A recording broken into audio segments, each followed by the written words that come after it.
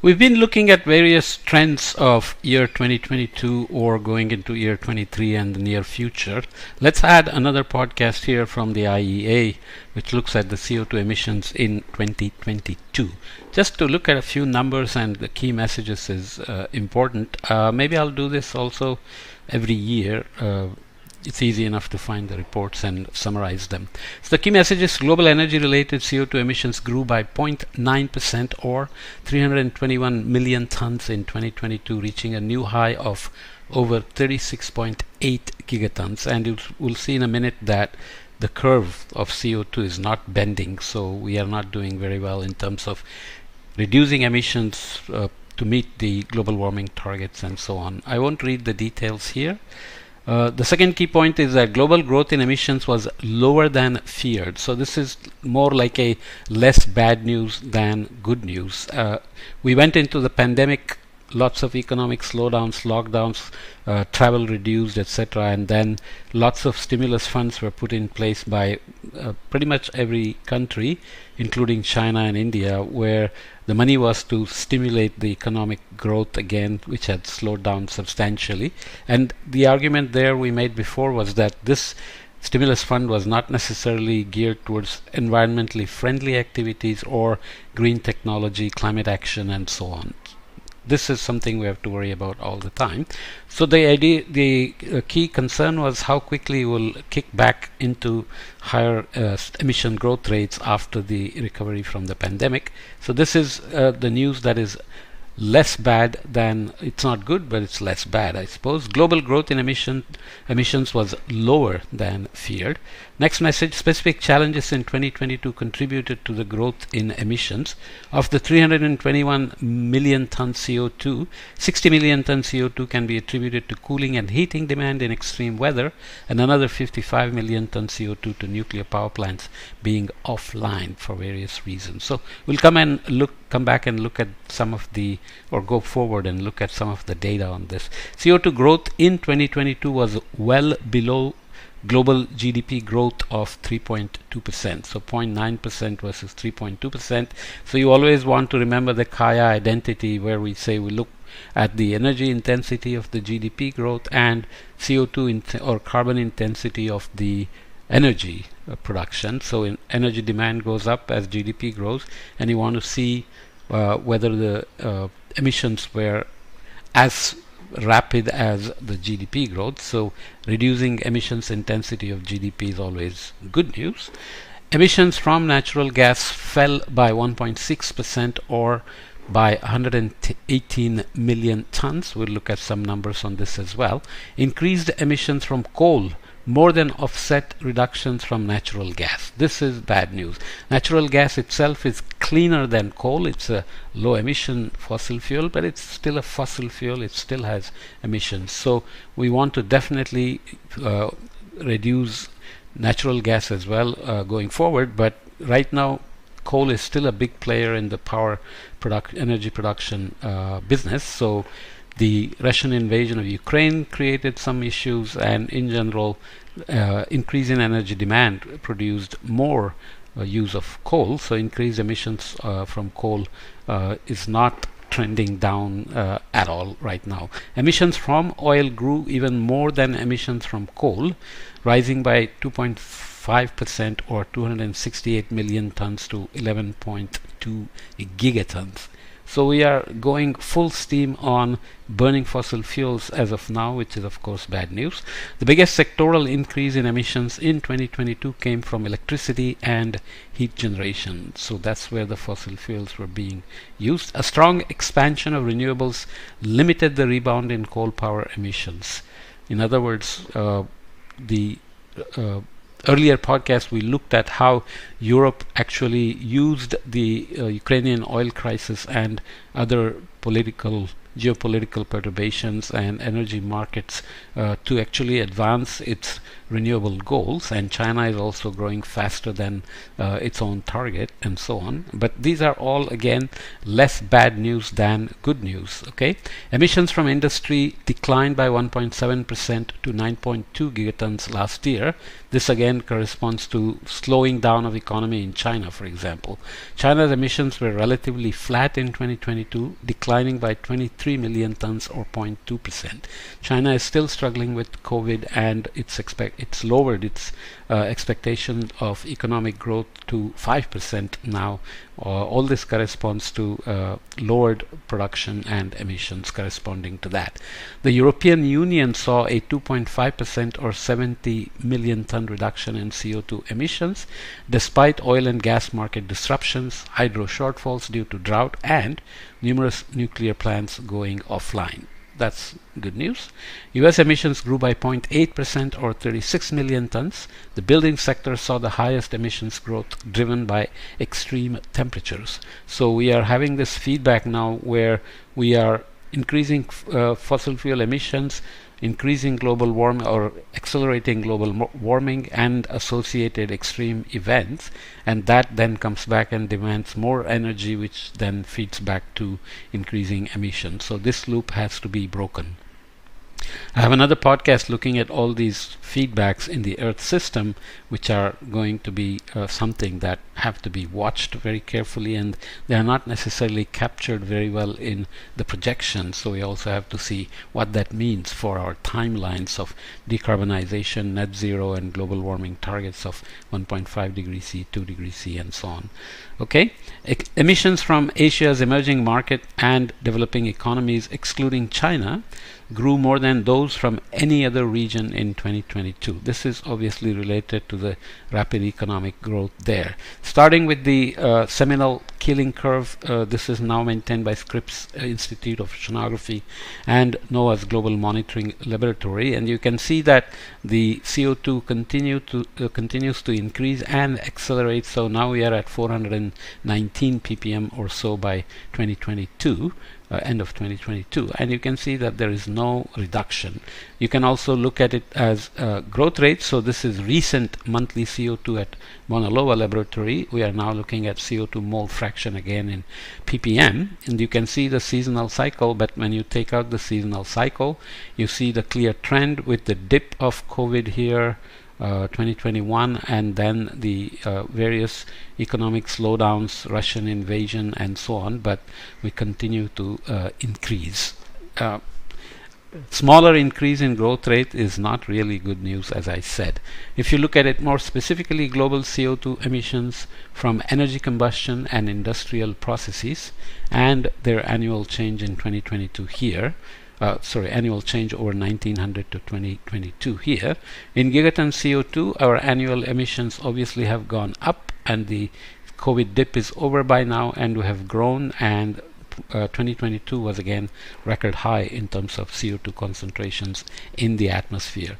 Year-on-year change, you can see the dip in 2021 or 2020, the 2021 recovery, and then 2022 was higher than 2021 by 0.9% or 370 million tons, as we just mentioned. Where did the changes come from? Change in CO2 emissions by region and by sector over 2021 and 2022. Here by region, here by sector, again in million tons of CO2.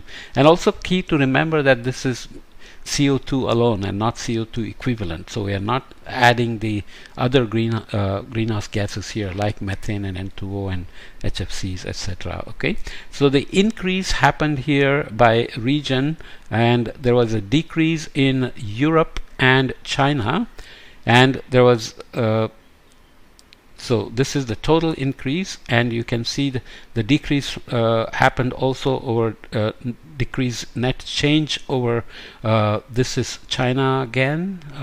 Okay, so you can see how the total increase came from rest of the areas here, North America, rest of Asia Pacific, rest of the world, and international bunkers, which are the oil that is shipped to transportation cargo ships. Those are called international bunkers. So they made a substantial contribution over 2021 increase, as we saw here.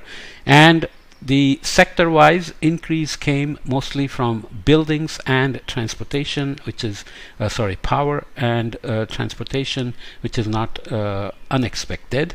And the reductions 21 to 22 came from buildings and industry, and the reductions also came from this is the sector here should be others. So something is missing here, but let's not bother with it. So by sector, you had mostly the increase is coming from transportation and power. Just keep in mind, and remember that coal actually went up, which is bad news, as we will see in a minute. Change in global CO2 emissions. I hope I didn't miss something there. Okay, change in global CO2 emissions by driver. So actual increase came from heating and cooling due to extreme weather, as we mentioned in the summary, nuclear plants being offline, and other reasons here in terms of millions of tons of CO2. So that's the 371 million ton CO2 here. Avoided, how do you count? So industrial slowdown actually contributed to reductions, which you can count as avoided emissions, which would have otherwise happened. Solar PV obviously offset the emissions from fossil fuels, and so did wind, and other clean technologies added a little. Again, this looks impressive, but remember that the CO2 curve continues to increase monotonically, so we are not really bending the curve. Change in global CO2 emission by fuel relative to 2019 levels over 2015 to 2022. You can see, so baseline is 2019, so you were lower before in the natural gas, coal, and so that's natural gas, coal, and oil. So they began to jump out above the 2019 level by 2018, 2019, and 2020. You can see the dips coming from the COVID activities and so on, slowdowns. But oil has picked up, is still below the 2019 level as of the average of 2022. Sorry, natural gas dipped, but coal went up. This is really bad news here in terms of gigaton CO2. So coal emission was higher than natural gas compared to 2019, and higher than oil as well, even though they also increased.